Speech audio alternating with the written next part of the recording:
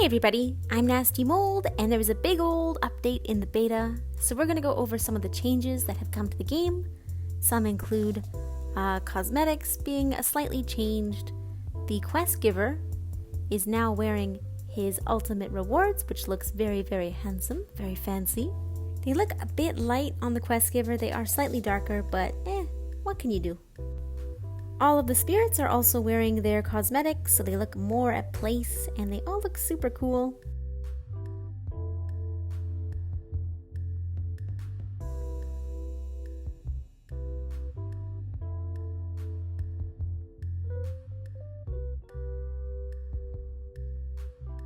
A lot of this season's cosmetics have gone through some minor coloration change, just so they don't look as washed out in the sun. They're mostly just a little more saturated.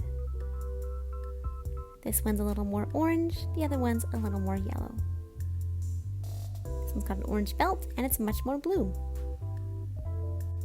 I do like the change. It was a bit too light in the sun, so I understand where this change came from.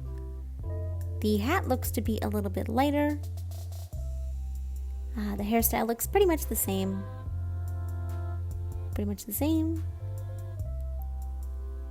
And pretty much the same. Although the goggles might be slightly different. Maybe not. You be the judge. The spooky witch hair from the Days of Mischief has gone through a pretty major change, and it has no more ties in the front for the hair. It's a lot more loose and crazy, which I do like. A lot less like the Forest Elder hair. Some of the hair accessories have changed in size a little bit and also become a little more angled. The ultimate reward for this season, the whites on the bottom have been extended quite a bit so they can match with most of the hairstyles. The krill pumpkin prop from the Season of Mischief has a new change where it looks like you're carrying a pumpkin on your back. It's a super cute change. I'm actually very glad they did this because the assembly backpacks are kind of boring, and this is something that you will actually be paying for. Oh, looks like I've encountered a bug. My candle's still there.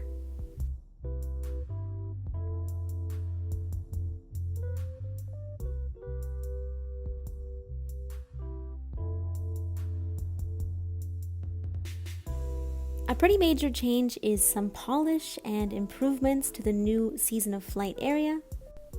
Even the entrance here has undergone a pretty big change. The stone structure here is now covered in light, and it has some gentle bells jingling in the wind. We also have a barrier before we can get through, which makes sense for the newer players.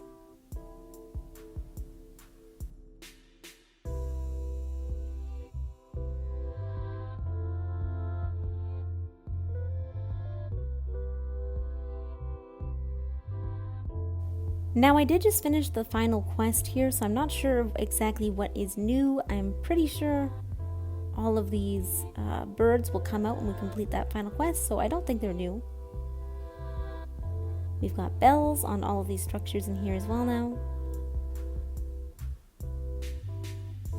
Below us we have this big waterfall. A 3-tier waterfall. Beautiful. This whole area of the mountain has been totally renovated. It looks amazing. The pond has this little dock system on it, which I just want to relax on. Looks like they have a little fish bait bucket as well. Over here we have a little nook for sleeping. There's little nooks all over here actually. We'll be back. I'm just going to see if there's any major changes down here. I love those bells that were hanging above us. Oh, so cute. So precious. I don't think there's any major changes to the quest givers area. On the side of the island where we relive the builder, it looks like they've built a sort of ship workshop, which is really cute, and it really suits his story. What I noticed here are there are some stones, and you can sit on them. I don't know why I find this completely adorable, but I do. They didn't have to add this, but it's added. It's cute. Another thing I noticed as we go around is we have some of these holes, and you can actually sit in these holes with your friends, enjoying the air currents coming from below. Another strange place to sit, but a place that works.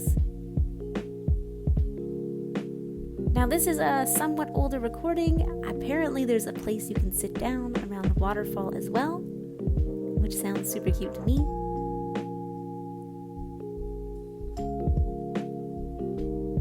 And then basically we are back in the waterfall area.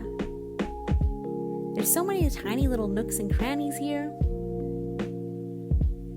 We have a bunch of secret pots. We've also got like a beehive wall. Bzzz, bee. And they're actually all over the wall.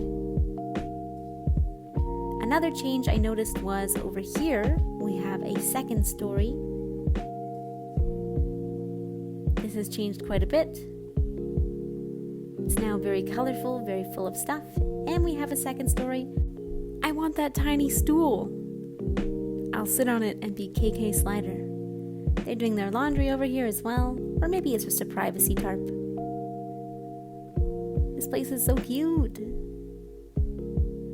Now, I'm not sure if this was always here, or if it's because I did the quest, or if it's because of the update, but we now have these amazing rays of light coming through the clouds. I didn't notice that before. I think it might be more recent. This wind tunnel you unlock by doing some of the quests, and it makes it a lot faster to go through here. Now, through here we can get a bunch of entrances to realms, and at the beginning of every realm entrance, there's a little candle cluster. I'll be taking that.